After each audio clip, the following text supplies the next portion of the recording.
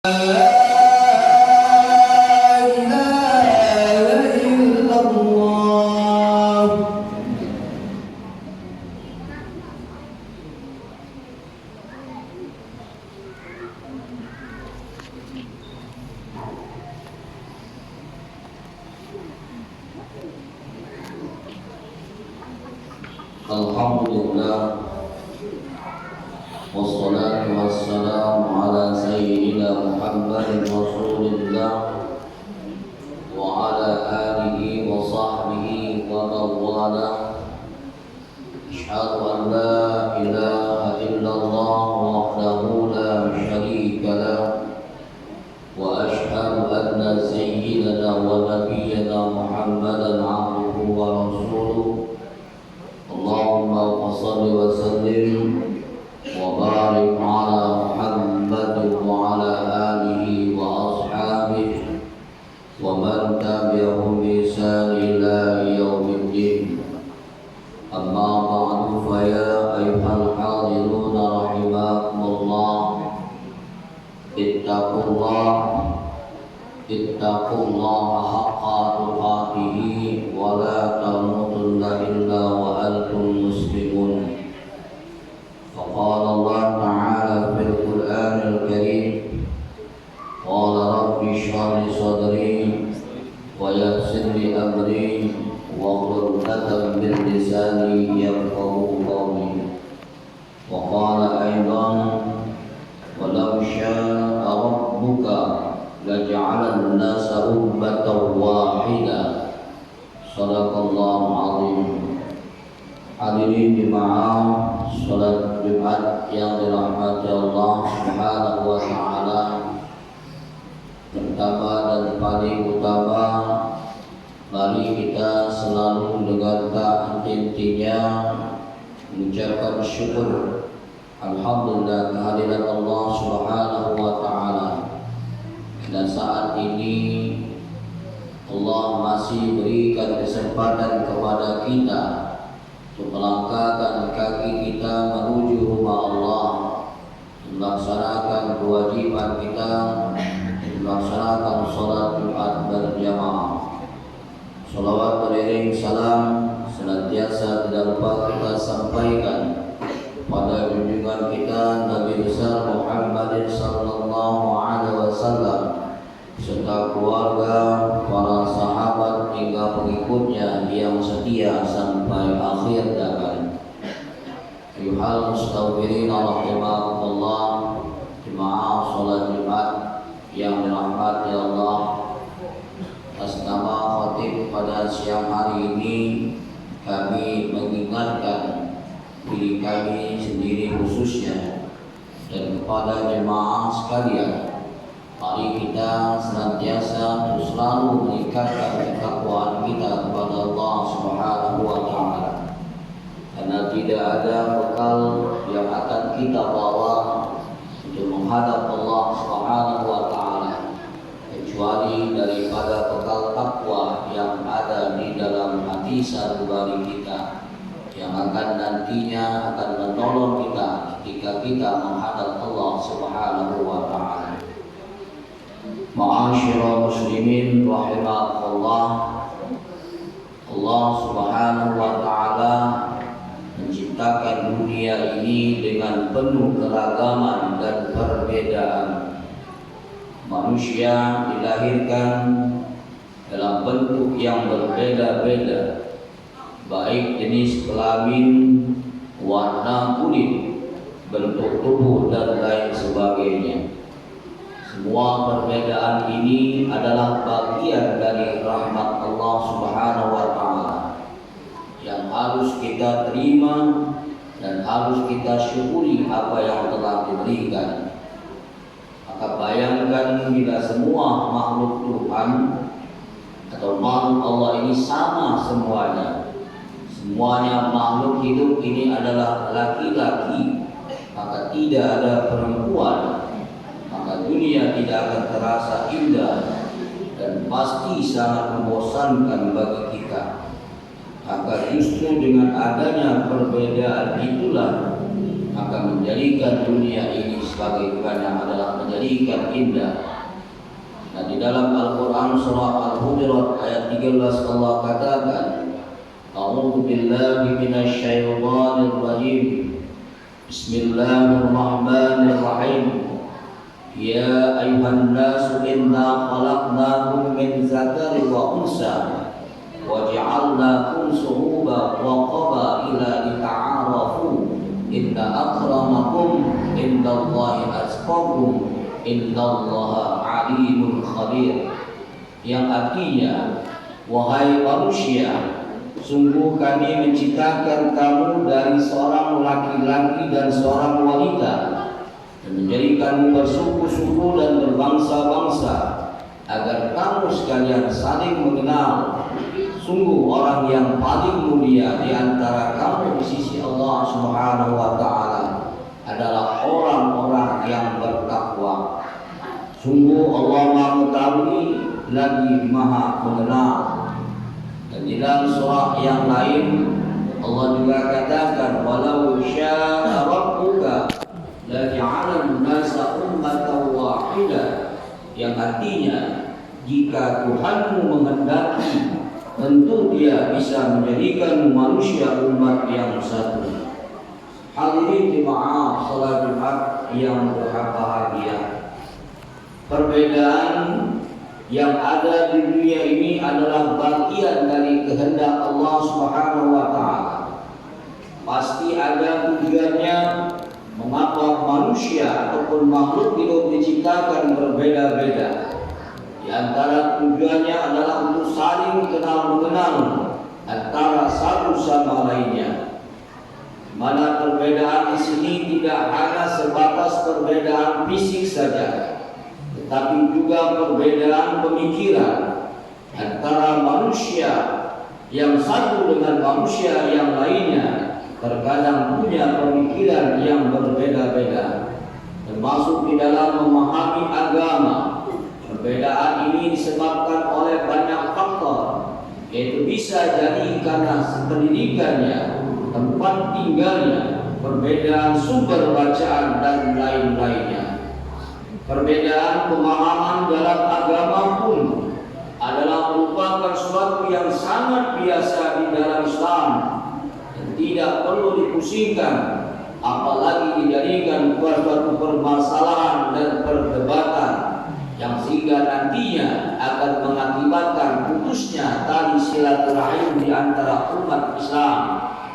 Rasulullah SAW masa hidupnya pun tidak mengingkari adanya perbedaan antara para sahabat dengan sahabat yang lainnya dalam memahami apa yang dikatakan oleh baginda Rasulullah SAW.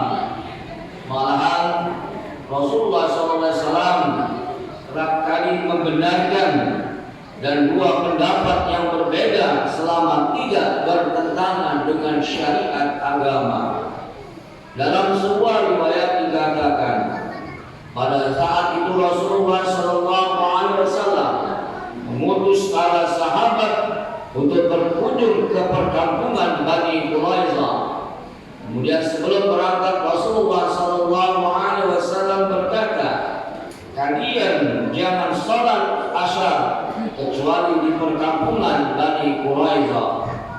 Maka tidak ada satupun sahabat yang bertanya mengenai maksud dari pernyataan baginda Rasulullah SAW. Semua tampak sudah memahami apa yang dikehendaki baginda Rasulullah SAW. Akan tetapi jemaah sekalian, di tengah perjalanan ketika masuk waktu asar, salah seorang sahabat mengusulkan agar sholat terlebih dahulu, khawatir kalau dalam perjalanan dilanjutkan waktu sholat asar sudah habis. Sementara sahabat yang lain menolak usulan tersebut dengan alasan Rasulullah SAW memerintahkan sholat di perkampungan Bani Quraidah meskipun waktu sholat asar sudah habis. Maka apa yang terjadi jemaah sekalian? Kedua belah pihak dari rombongan sahabat ini bersetegang dengan keyakinannya masing-masing dan tidak ada satu di antara mereka yang saling mengalah. Sahabat yang ingin mengerjakan sholat asar di jalan memahami pesan Nabi secara substansial atau secara kontekstual, sementara sahabat yang lainnya memahami secara literal dan tekstual. Dua sudut pemandangan ini tentu melahirkan dampak dan implikasi yang sangat berbeda. Kalau perintah Rasulullah SAW dipahami secara kontekstual, maksudnya adalah Rasulullah SAW memerintahkan agar sahabat yang diutus segera sampai di tempat yang dituju sebelum waktu sholat asar selesai. Artinya, kalaupun tidak sesuai harapan, ketika waktu sholat sudah masuk di tengah perjalanan, tetap diwajibkan sholat saat itu. Namun sahabat yang memahami secara literal berpendangan bahwa Nabi SAW memerintahkan sholat asar hanya di perkampungan Bani Quraisyah dan tidak boleh dilakukan di tengah perjalanan sekalipun waktu sholat sudah masuk, dikarenakan tidak ada titik temunya, maka kedua belah pihak ini mengadukan kepada baginda Rasulullah SAW. Dan setelah mendengar penjelasan mereka, maka Rasulullah membenarkan keduanya dan tidak menyalahkan salah satu di antara mereka. Ma'asyiral muslimin, jemaah salat Jumat rahimakumullah. Kalau saja di masa baginda Rasulullah perbedaan pemahaman terhadap apa yang dikatakan oleh baginda Rasulullah sudah terjadi, apalagi setelah Rasulullah SAW wafat, pada masa sahabat misalnya perbedaan pendapat di kalangan sahabat juga pernah terjadi. Salah satu di antaranya di dalam hadis riwayat Muslim disebutkan bahwa Abdullah bin Umar menyatakan bahwa Rasulullah SAW berkata, mayat akan diazab di dalam kubur lantaran tangisan keluarganya. Maka pernyataan ini dikritik oleh Aisyah, istri Rasulullah SAW, karena apa yang disampaikan oleh Abdullah bin Umar sekilas bertentangan dengan Al-Quran. Dalam surah Al-An'am ayat 164, Allah Subhanahu wa taala mengatakan, seseorang tidak akan memikul beban dosa daripada orang lain.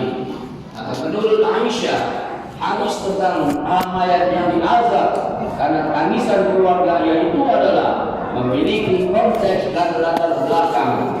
Hadis yang disampaikan oleh ketika Rasulullah SAW melihat jenazah orang yang Yahudi yang sedang ditangisi keluarganya, maka Rasulullah SAW bersabda, mereka menangisinya sementara dia diazab di dalam kuburnya. Hadis riwayat Bukhari. Mayat tersebut jemaah sekalian diazab bukan karena tangisan daripada keluarganya, melainkan adalah karena kekafirannya. Inilah ya salah satu di antaranya terjadi perbedaan antara sahabat dengan sahabat yang lainnya. Maka kedua sahabat ini sama-sama mendengar dari Rasulullah SAW. Hanya saja Abdullah bin Umar tidak menyebutkan konteks daripada hadis tersebut, sementara Aisyah lebih mengetahui daripada konteksnya, meskipun sama-sama berasal dari Rasulullah SAW. Pemahaman akan berbeda bila sebuah hadis dipahami secara utuh dengan pemahaman yang tidak memahami secara utuh dan tidak melihat daripada konteks apa yang disampaikan.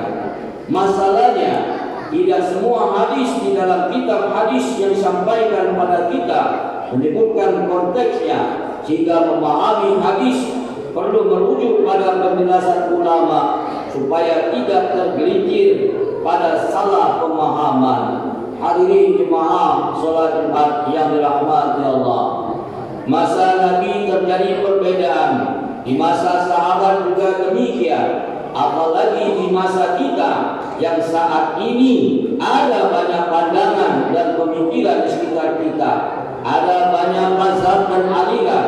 Terkadang kita bingung untuk memilih kepada yang harus kita ikuti. Akan tetapi jemaah sekalian, pada prinsipnya kita harus mengakui bahwa ada keragaman pendapat di dalam Islam.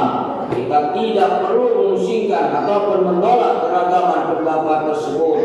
Mana dikatakan dari Abdul Wahab Al-Sya'rani dari Mizanul Kubra mengatakan syariat itu seperti pohon besar yang sangat bercabang-cabang. Perkataan ulama seperti cabang dan rantingnya. Tidak ada cabang tanpa akar atau asal.